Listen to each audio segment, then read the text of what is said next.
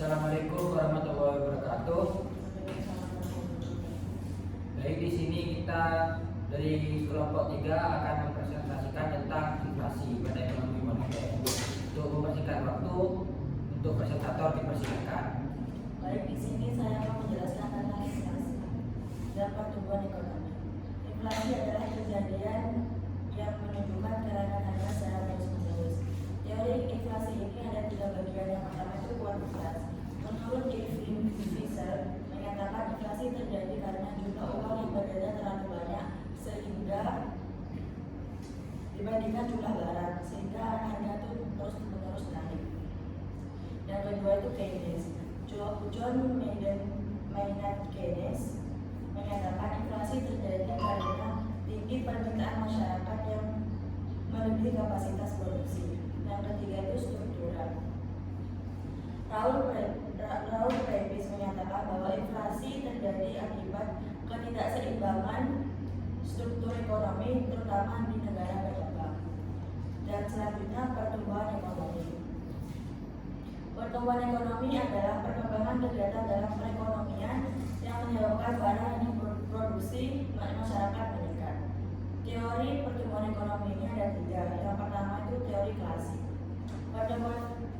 Teori klasik adalah pertumbuhan ekonomi yang tergantung pada ketersediaan faktor produksi seperti tanah, tenaga kerja, dan modal. Pertumbuhan akan berjalan apabila faktor tersebut terpenuhi. Yang kedua itu teori neoklasik.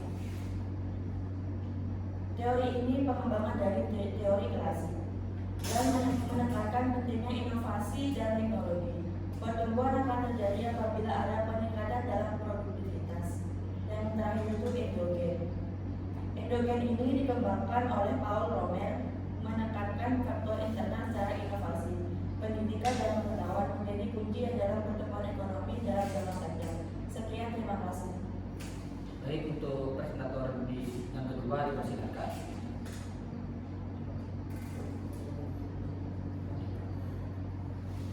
Baik, di sini saya akan menjelaskan tentang faktor-faktor inflasi. Yang pertama yaitu demand pull inflation. Inflasi ini terjadi ketika permintaan masyarakat terhadap barang dan jasa meningkat drastis, sementara kapasitas produksi atau stok barang tetap. Hal ini sering terjadi saat ekonomi sedang tumbuh besar. Contohnya seperti peningkatan konsumsi masyarakat menjelang hari raya besar atau adanya bantuan tunai dari pemerintah.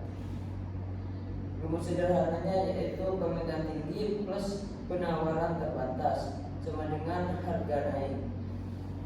Yang kedua yaitu cost plus inflation, desakan daya. Inflasi yang disebabkan oleh kenaikan daya produksi ketika biaya bahan baku atau upah pekerja naik.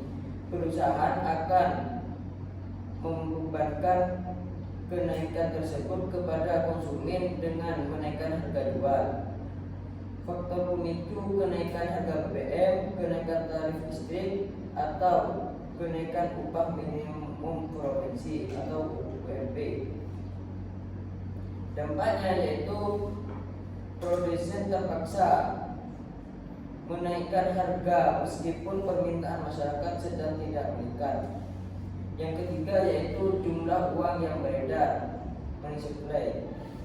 Menurut teori komunitas uang, jika jumlah yang beredar di masyarakat terlalu banyak atau melebihi jumlah barang yang tersedia, maka nilai uang tersebut akan menurun sehingga harga barang seolah-olah menjadi lebih mahal. Penyebabnya yaitu bank sentral mencetak terlalu banyak uang atau suku bunga yang sangat rendah sehingga orang malas menabung dan lebih banyak berbelanja. Yang ketiga yaitu mixed inflation, inflasi campuran. Kombinasi antara meningkatnya permintaan dan meningkatnya biaya produksi. Misalnya saat permintaan mobil meningkat, demand pull di saat yang sama harga baja dunia juga melonjak. Fokus. Yang kelima yaitu faktor struktur dan ekspektasi. Ekspektasi inflasi jika masyarakat mengira harga akan naik di masa depan, mereka akan berlomba-lomba membeli barang sekarang yang justru memicu kenaikan harga hari ini.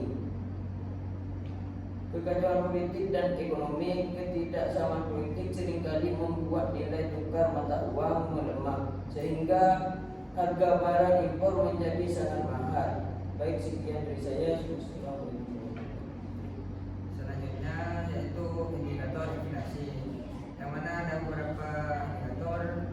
Yang pertama yaitu indeks harga konsumen atau bisa disebut IHK. Ialah suatu indeks yang menghitung rata-rata perubahan harga dalam satu periode. Nah, contohnya kalau kita belanja kebutuhan sehari-hari seperti beras, minyak goreng, telur maupun sabun, kalau bulan ini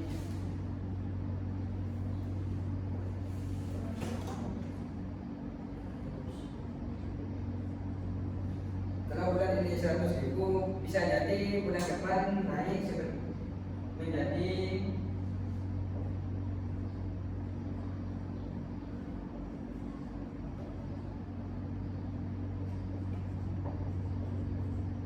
110.000.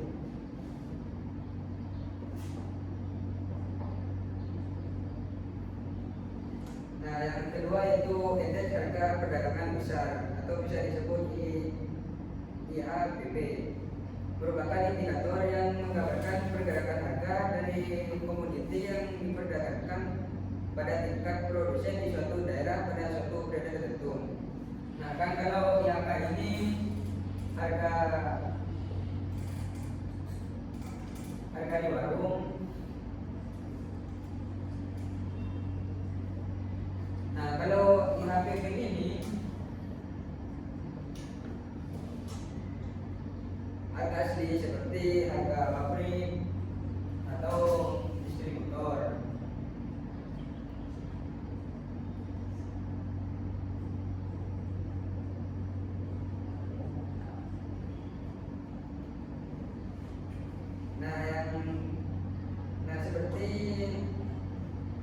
Seperti beras, kalau di gudang itu kan 10.000 misalnya.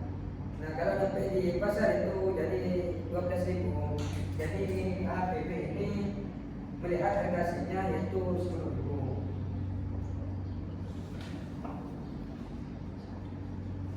Nah, yang ketiga yaitu produk domestik bruto atau bisa disebut PDB, merupakan indikator yang menggambarkan pengukuran level harga barang akhir. Nah, kan kalau IHK ini fokus ke barang untuk masyarakat.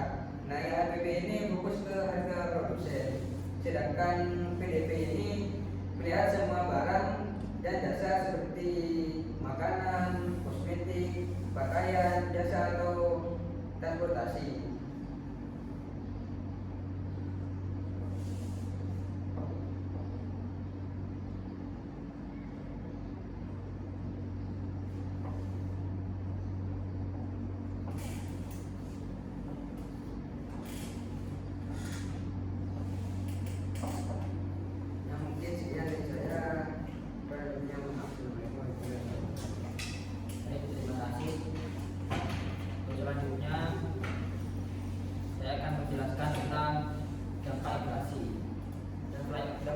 Ini sangat merugikan bagi masyarakat.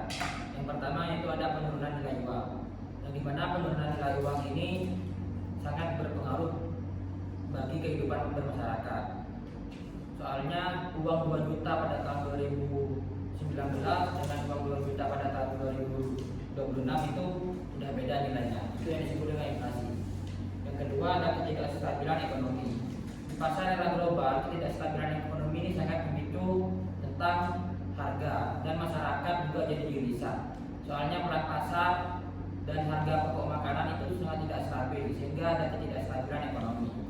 Yang ketiga ada merugikan pemilik pendapatan tetap. orang yang memiliki pendapatan tetap, misal per bulan itu 2 juta, terus kena inflasi, itu mereka akan kesusahan atau kesulitan. Soalnya gaji 2 juta waktu itu cukup untuk kebutuhan sehari-hari, sehingga adanya inflasi jadi tidak cukup untuk mencukupi kebutuhannya. Yang keempat ada mendorong praktik yang dilarang, yaitu riba. Pada saat terjadinya inflasi, semua barang itu naik, sehingga ada oknum-oknum yang contohnya itu misal menimbun beras atau menimbun gas untuk dijual dengan harga yang lebih mahal. Nah, itu termasuk dengan riba.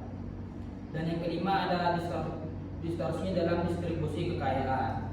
Yang maksud distorsi ini adalah yang mana pada tempatnya itu terus karena terjadinya inflasi itu tidak pada tempatnya. Contohnya misal si A itu punya tanah dan emas pada waktu 2012 dan si B itu mempunyai uang 100 juta rupiah. Nah, pada tahun 2026 itu yang si pemilik tanah itu malah bertumbuh kekayaannya dan yang si B itu malah berkurang kekayaannya karena terjadinya inflasi, penurunan nilai mata uang. Dan yang keenam yaitu ada penurunan nilai tabungan. Orang yang menabung pada waktu zaman dulu, misal menabung 5 juta pada waktu 2012, terus pas mau dibelanjakan pada saat 2026 atau mau dipakai uang 5 juta pada saat sekarang itu tidak ada apa-apanya pada 5 juta pada tahun tersebut. Dan yang ketujuh yaitu dampak terhadap zakat dan ibadah sosial.